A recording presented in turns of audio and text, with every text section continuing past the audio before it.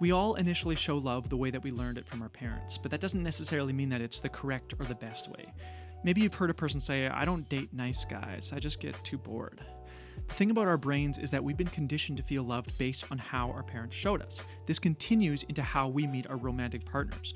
We don't look for people who will be the best partners, we look for people who will make us feel loved in a familiar way. We are familiar with the many ways that our parents showed us or failed to show us love. If you're not into nice guys, it's because you don't feel comfortable or loved by people who treat you the way that you deserve to be treated. It's unfamiliar to you. If you're a person who gets discouraged that someone wouldn't be interested in you because you're not a bad boy, it's important to remember that even though this person is physically attractive, or you know that you think you could show them the wonderful ways that you could enrich their life with your love, this person hasn't realized their lack of self-worth yet, and therefore is not a good partner for you.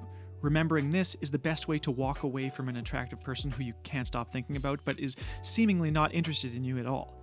Relationships need to be equal, and it's not a healthy relationship if you're spending all your energy trying to help someone grow into being a suitable partner.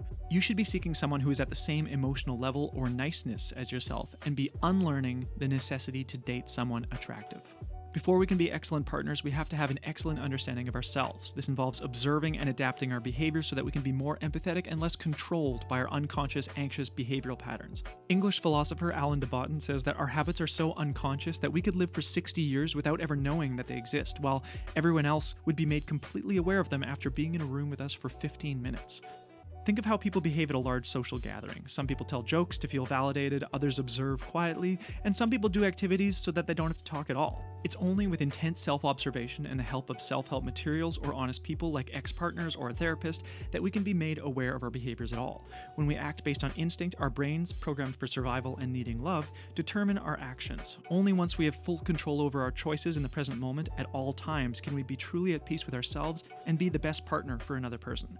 Both members of a partnership are imperfect, and it's the work of love to negotiate our imperfections together. If you can't acknowledge your own imperfections, there's no negotiation possible.